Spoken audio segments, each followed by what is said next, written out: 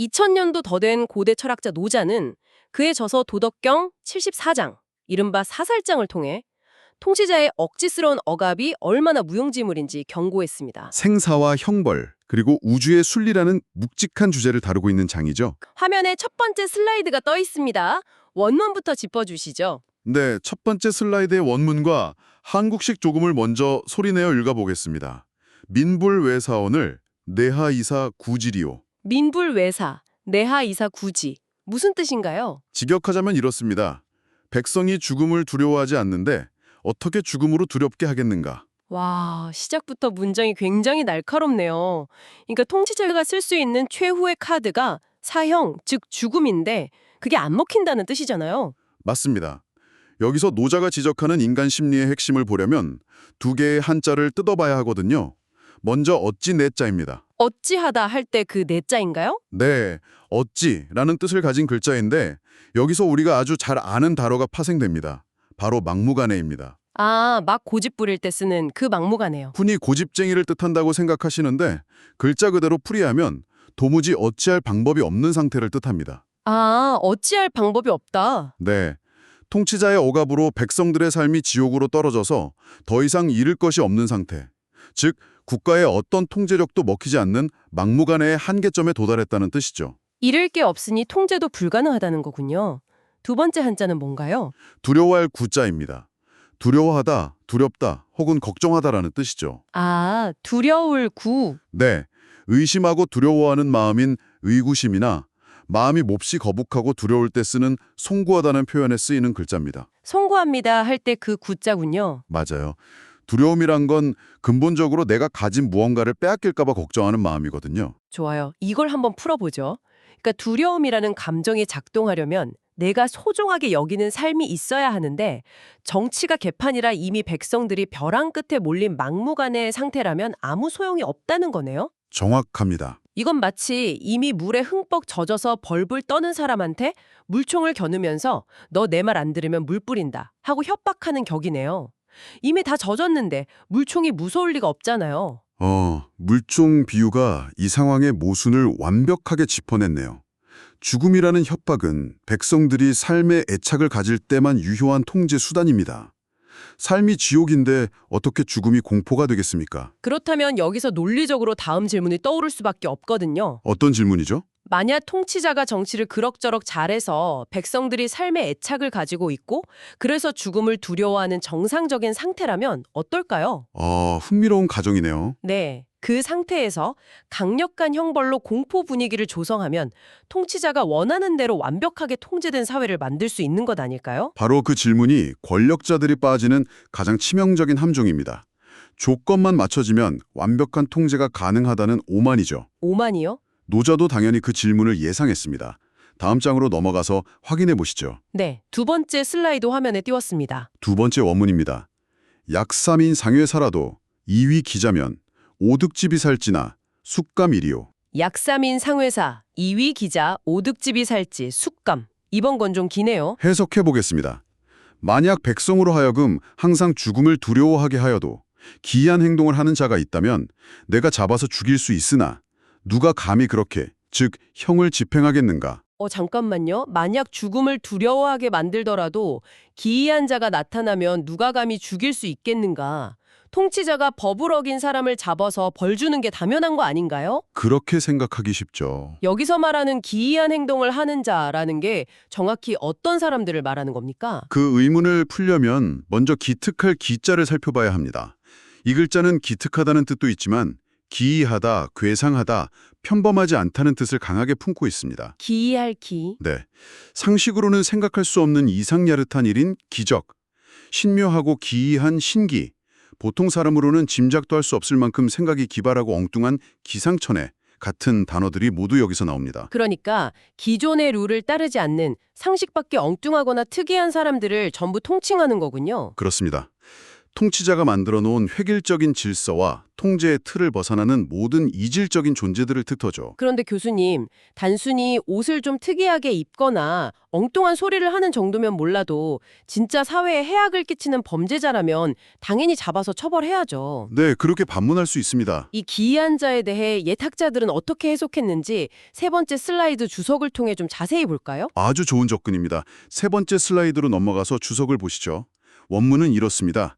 괴인한 군을 위지기하라. 괴인한 군을 위지기하라. 해석하면 속임수와 신기한 것으로 무리를 어지럽히는 것을 일컬어 기이하다, 즉 기라고 한다는 뜻입니다. 고 보세요. 무리를 어지럽히는 사람이라잖아요. 한자도 좀 심상치 않은 것 같은데요. 예리하시네요.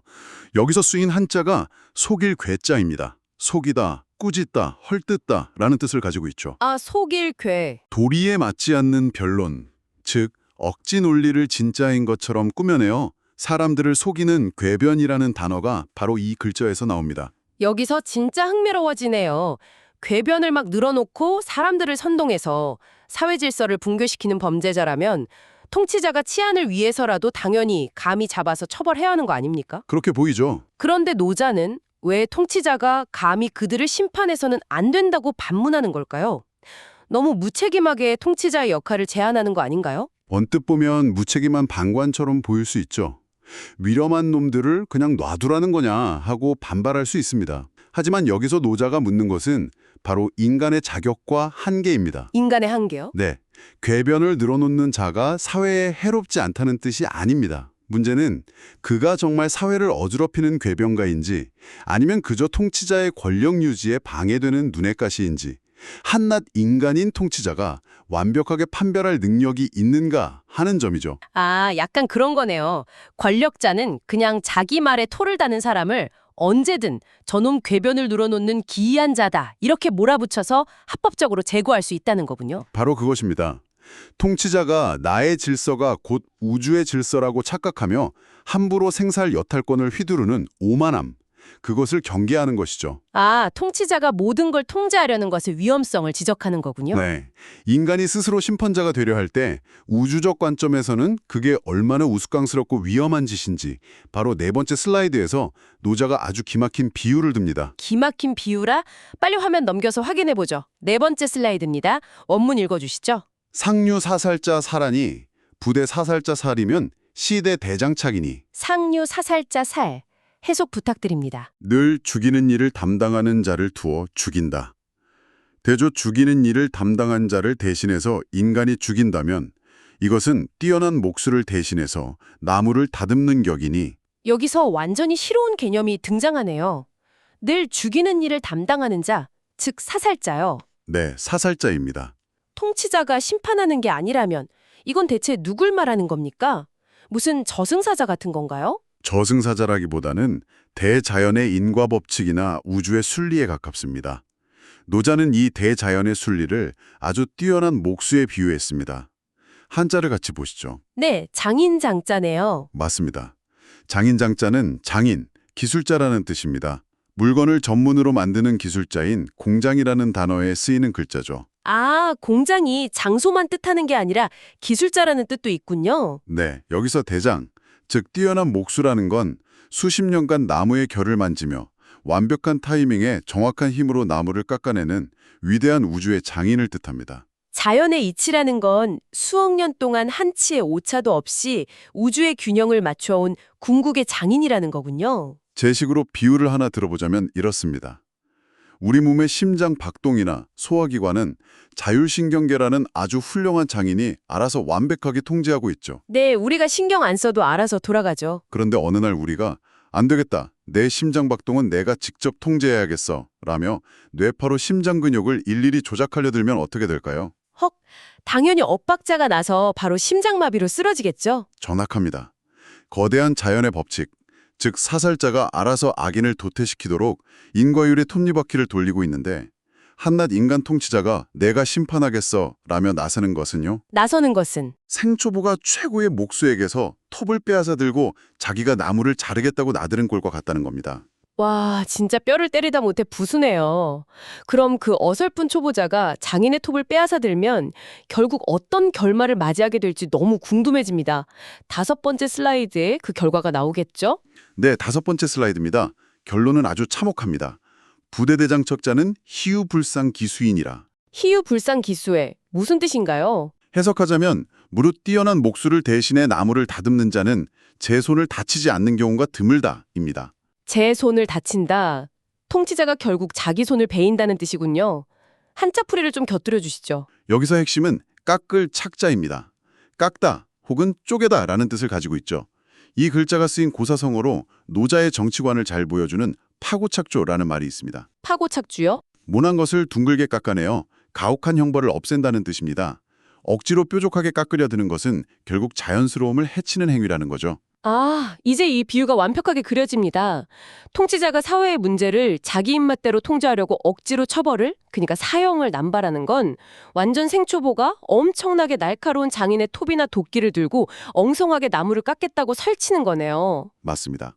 그러다 나무는커녕 자기 손가락을 댕공 자르게 된다는 무서운 경고고요. 이 대목에서 노자의 철학이 소름 돋는 지점이 있습니다. 노자는 단순히 생명은 소중하니 사람을 함부로 죽이지 마라 라는 뻔한 도덕적 설교를 하는 게 아닙니다. 그럼요. 자연의 순리를 거스르고 모든 것을 자기 손아귀에 넣으려는 통치자의 그 강박적인 폭정은 결국 그 자신을 파멸로 이끌 것이라는 지극히 현실적이고 냉엄한 메커니즘을 설명하는 겁니다. 권력을 함부로 휘두르면 결국 자기 생명과 지위마저 그 칼날에 베이게 된다는 거죠. 아, 도덕이 아니라 철저한 생존의 원리를 말하고 있는 거였군요. 여기서 매력적인 부분은 폭정이 결국 자기 자신을 해친다는 그 통찰이네요. 네, 맞습니다. 그런데 교수님, 솔직히 여기서 멈추면 좀 찜찜합니다. 청취자분들도 아마 저랑 비슷한 생각이실 텐데요. 어떤 부분이죠? 아니 좋아. 억지로 도끼 휘두르다 내 손 다치는 건 알겠어. 그럼 세상에 진짜 악질적인 연쇄살인범이나 사기꾼들이 막 활개치는데 목수 즉 자연의 순리가 알아서 할 때까지 그냥 손 놓고 가만히 구경만 하란 소리야? 이런 반발심이 확 들거든요. 충분히 그럴 수 있죠. 무의라는 게 그냥 방치가 되어선 안 되잖아요. 아주 예리한 반론입니다. 고대의 지식인들도 정확히 그 부분을 고민했습니다. 인간이 심판하지 않으면 도대체 악은 어떻게 처벌받는가? 그래서 6번째 슬라이드에 방대 주석가의 기막힌 해답이 달려 있습니다. 보시죠. 네, 바로 6번째 슬라이드 화면에 띄었습니다. 주석의 원문입니다. 위역은 순자지 소학 분야요. 위역은 순자지 소학 분양. 해석하면 반역은 순종하는 자들이 미워하고 분노하는 것이요. 입니다. 순종하는 자들, 그러니까 상식을 지키면서 조화롭게 살아가는 다수의 대중들이 분노하게 된다는 뜻인가요? 맞습니다. 여기서 성낼 분자를 깊이 들여다볼 필요가 있습니다. 화낸다는 뜻이죠? 네, 성내다, 화내다, 분하다, 그리고 원멍하다, 원한을 품다라는 뜻까지 있습니다. 아, 원한까지요? 하루아침에 일시적인 감정인 일조지분이라는 말도 있지만 동양 철학에서 분노를 다스릴 것을 강조하는 유명한 격언이 있죠. 바로 의사필문, 분사필란입니다. 의사필문 분사필란이요? 의심이 날 때는 반드시 물을 것을 생각하고 분할 때는 반드시 어려움이 닥칠까 생각하라는 뜻입니다. 우리가 흔히 쓰는 분노라는 단어가 바로 이 성낼 분자를 씁니다. 아, 잠깐만요. 그러니까 이 분노라는 게 단순히 개인이 열받아서 욱하고 화를 내는 차원이 아니라 사회 전체가 공동체를 지키기 위해 발동하는 일종의 면역 반응 같은 거군요. 오, 면역 반응. 네, 우리 몸에 유해한 바이러스가 확 들어오면 백혈구가 알아서 감지하고 공격해서 열이 나고 붓는 것처럼요. 사회라는 유기체도 악을 감지하면 자연스럽게 집단적인 분노를 일으켜서 몰아낸다는 의미인가요? 정말 감탄이 나오는 해석입니다. 백혈구 비유가 이 주석의 핵심을 완벽하게 관통합니다. 통치자가 억지로 도끼를 들지 않아도 궤변으로 무리를 어지럽히는 자들은 결국 어떻게 될까요? 대중들이 가만 안 두겠죠. 네, 순리를 따르는 다수의 백성들에 의해 자연스럽게 분노의 대상이 되고 견제를 받게 된다는 메커니즘입니다. 이것이 어떻게 결론 맺어지는지 대망의 마지막 7번째 슬라이드를 확인해 보죠. 네, 오늘의 마지막 7번째 슬라이드입니다. 주석 원문입니다. 불인 자는 인지 소지랴라, 고할 상유 사살랴라 하니라. 해석 부탁드립니다. 어질지 못한 것은 사람들이 싫어하는 것이다. 그래서 늘 죽이는 일을 담당하는 자를 둔다 고했다. 사람들이 싫어한다? 네, 여기서 마지막으로 짚어볼 한자가 바로 병질자입니다. 병, 질병을 뜻하고 괴로움이나 아픔, 그리고 흠이나 결점을 뜻하기도 합니다. 아, 질병할 때 그 질. 죽을 때까지 고칠 수 없는 질병을 뜻하는 종신지질이라는 단어에 쓰이는 글자입니다. 노자의 세계관에서 대중은 악행을 저지르는 자를 단순히 미워하는 것에 그치지 않습니다. 그럼요. 그들을 사회를 병들게 하는 질병으로 인식한다는 거죠. 아, 그러니까 전염병 환자를 피하듯이 알아서 사회적으로 격리하고 배척하게 된다는 거군요. 그렇습니다. 통치자가 인위적으로 법망을 막 촘촘하게 짜고 사형이라는 공포로 찍어 누르지 않아도 어질지 못한 악인들은 결국 대중의 병적인 미움을 받아 자연스럽게 사회적으로 고립되고 도태될 수밖에 없습니다. 자연스럽게 도태된다. 이것이 바로 우주의 순리, 즉 위대한 장인인 사살자가 악을 심판하고 잘라내는 방식인 겁니다. 와, 이제 모든 퍼즐이 완벽하게 맞춰졌네요. 그러니까 노자가 말한 무의라는 것은 손 놓고 아무것도 하지 않는 게 아니라 우주의 순리라는 이 완벽한 자율신경계가 제대로 작동할 수 있도록 놔주는 거군요. 다들 이해하셨나요, 여러분? 네, 자연스러운 회복력을 믿는 거죠. 인간이 오만하게 도끼를 들고 억지로 잘라내려 하다가는 결국 사회의 자연스러운 면역력도 파괴하고 자기 손마저 피투성이로 베이고 만다는 엄청난 통찰입니다. 정확합니다. 통제와 억압이 결코 진정한 질서를 만들 수 없다는 2000년 전 철학자의 치밀한 사회학적 분석이자 심리학적 경고입니다. 자, 교수님과 함께 7장의 슬라이드를 차례로 넘기며 파헤쳐본 오늘의 심층 탐구. 정말 거대한 지혜의 숲을 거내고 나온 기분입니다. 저도 아주 즐거운 시간이었습니다. 공포 정치가 이미 삶의 벼랑 끝에 선 사람들에겐 한낱 물총에 불과하다는 씁쓸한 현실부터 자연이라는 위대한 목수 앞에서 함부로 도끼를 휘두르다 자기 손을 베이는 인간의 어리석음까지 결국 억지로 통제하려는 욕망을 내려놓아야만 비로소 진정한 질서가 작동한다는 것을 뼈저리게 배웠습니다. 네. 저희는 다음 시간에 더 흥미롭고 깊이 있는 이야기로 찾아오겠습니다. 함께해 주신 여러분 고맙습니다.